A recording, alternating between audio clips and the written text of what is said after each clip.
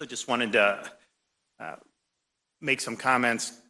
And I've said stuff previously, but we are not supporting doing any vaccine passports in the state of Florida. No one was more aggressive about getting this out. If you look at all the different points throughout Florida, whether it's a hospital, county health department, a retail pharmacy, a drive-through sites, church sites, all this stuff, it's important. But we always said we want to provide it for all, but mandate it for none. And that was something that, while it was advised to take, particularly if you're vulnerable, we were not going to force you to do it. So there was never under discussion any mandates to take vaccines. We will not have COVID vaccines mandated in Florida. The flip side of that, though, with these vaccine passports is it's completely unacceptable for either the government or the private sector to impose upon you the requirement that you show proof of vaccine to just simply be able to participate in normal society. You want to go to a movie theater? Should you have to show that? No. You want to go to a game? No. You want to go to a theme park? No. So we're not supportive of that. I think it's something that people have certain freedoms and individual liberties to make decisions for themselves. I also wonder, it's like, okay, you're going to do this, and then what, give all this information to some big corporation? You want the fox to guard the hen house? I mean, give me a break. I think this is something that has huge privacy implications. It is not necessary to do. You know, we're going to have hit 3.5 million seniors that have gotten shots sometime this week, likely 75% of seniors. It's important to be able to do it, but at the same time, we are not going to have you provide proof of this just to be able to live your life normally. And I'm going to be taking some action in an executive function, emergency function here very shortly. But I just spoke with the speaker about it, and I'm telling Wilton publicly, so hopefully he agrees with me.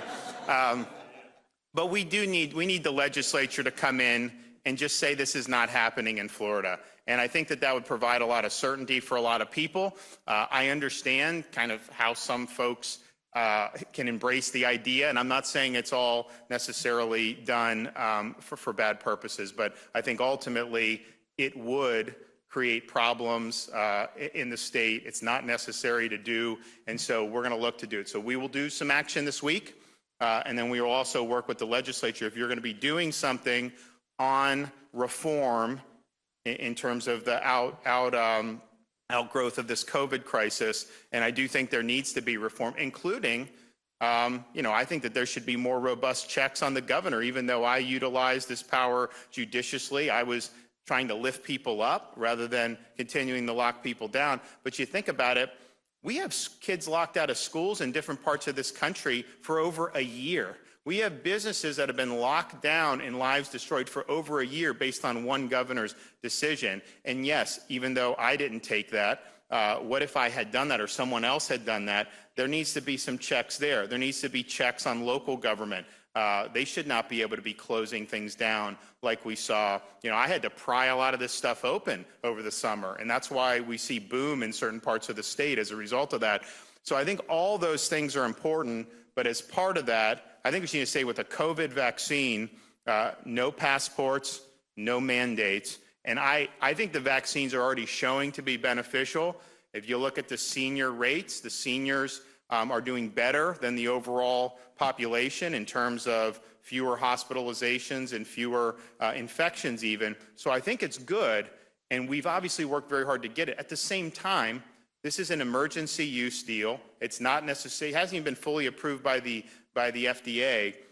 And I just think that to do the vaccine passport's a big mistake. So we're taking action. And we're going to work with the legislature that whatever gets across the finish line to reform in light of this will also have something to say that that's just simply not going to be permitted in the state of Florida. Yes, sir. Just to be clear, you're going to and you're asking the legislature to also pass legislation. So I think, yeah, so we're going to do an emergency order, which is obviously temporary, but then we want them to make it permanent to say, no COVID vaccine passports. This is something that we want available for all, but mandated for none. Can you talk about the people that were affected by your decisions? There were pregnant women, people with COVID, He was caring for children at home who were denied unemployment state because you didn't waive the requirements. And Who's that? Can you give me that information? they did waive them in like states like Texas. You have the information on those people that you can provide? Well, yeah. Why didn't you waive it here? Why were those people denied? So you didn't, can you provide me those, the indications of that or the examples? Provide us the information. 'Cause Okay, we have all it. right. Next. I mean, Governor, are you asking for names, or we're asking you questions about actions you've taken? So are you looking for names that we need to give you? I don't trust the premise of the question. So yes, I would like to see some validity to what they're saying before I indulge the premise, because I don't think that the premise, it's not something I'm going to accept at face value. Okay, let's do something else. Yes, sir. Mayor, what's your take on the THC cap that's sort of moving to the House in this week? I have not endorsed that, and it's not something that I'm pushing. So I think I have talked with Chris about it, but it's not something I'm endorsed. Paul, there's $3 million in your recommended budget that was for a marijuana testing. And there's also legislation allowing DOH to take tests from MMPs. I don't know if you have any more information on that, or. Well, no, I mean, I think that's, if you look at some of the stuff that's now coming down the pike, I mean, some of this stuff's got a lot of really bad things in it. And it's not necessarily what you would have had 30 years ago if someone's in college and they're doing something. You have some really, really bad stuff in there. So I think having the ability to identify that, I think that's safety. And quite frankly, when you get into some of that stuff, that's not medicinal at that point, for sure. Governor, I wonder what your thoughts are of the statement by the head of the CDC this morning. She said she has a sense of, quote, impending doom, because she said the case trend line around the country is going back up, and it's a bad sign. So listen, when you're in those positions, I think what you want to be doing is providing calm to people, provide the facts, but when you start talking about doom, I mean, what you're saying is that the vaccines must not work because we've had millions and millions of people around the country vaccinated, states like Florida prioritizing the elderly. I think it's working. I think it's good. I think if you look, this thing has followed a very consistent seasonal pattern. So right now you see a little bit more increases in some of the northern parts of the country, but that tracks almost exactly with what happened last March and into April. And I think what you'll likely see is, I think you'll see a decline across the country as we get into April and May. And then I think what you need in our part of the country, based on last year, we never really go without in terms of the pattern of this. The North, they go spike and then they go nothing over the summer, then it comes back. So we obviously had the most significant outbreak June, July.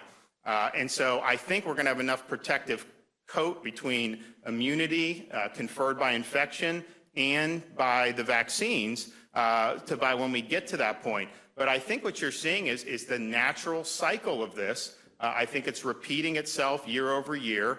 And I think also when you look at, they say, oh, this state has all these new cases. But if you look, if they're all young people, and if the elderly people are protected, then you're not going to see a big surge in hospitalizations. And so in Florida, our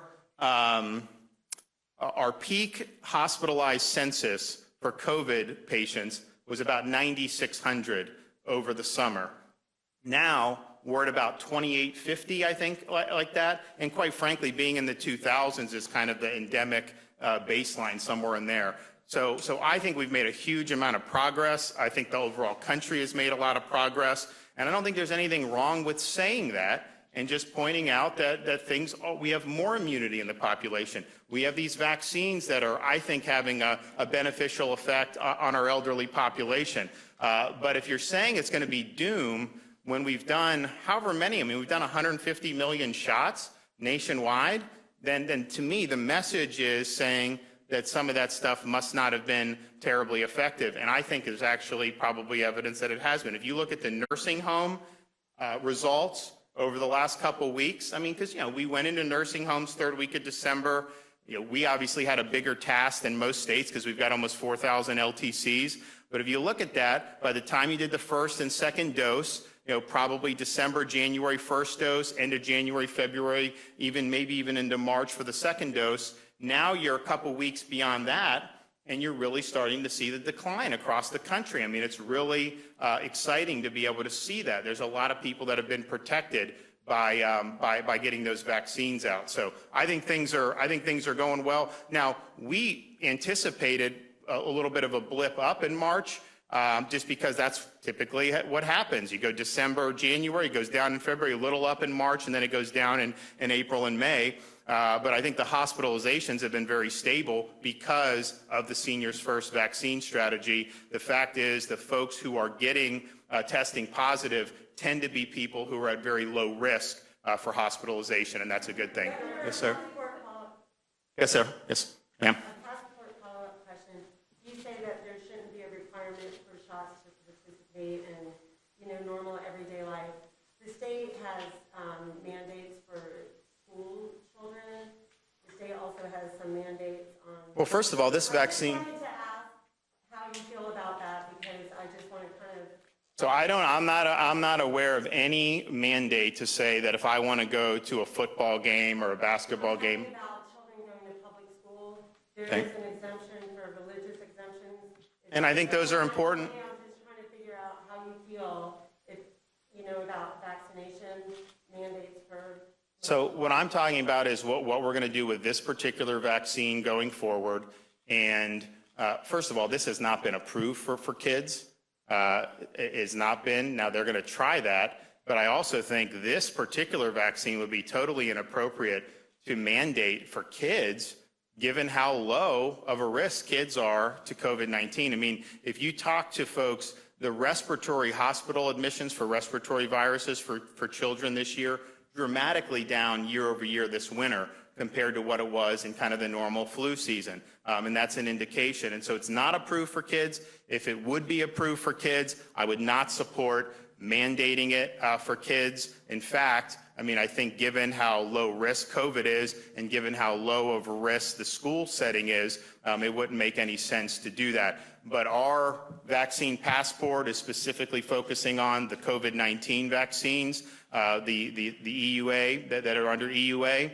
And this would be, to understand, if you do a vaccine passport to say, yeah, if you want to go to a movie theater or you want to get on a plane or you want to do that, that is a bridge further than we have ever gone in this country, without question. And it's a little bit different saying that versus saying, hey, with the measles or somebody in a school setting, which is obviously, could be very problematic. So we're not going to do it. This would be an unprecedented expansion, I think, of using this both with public or with private power.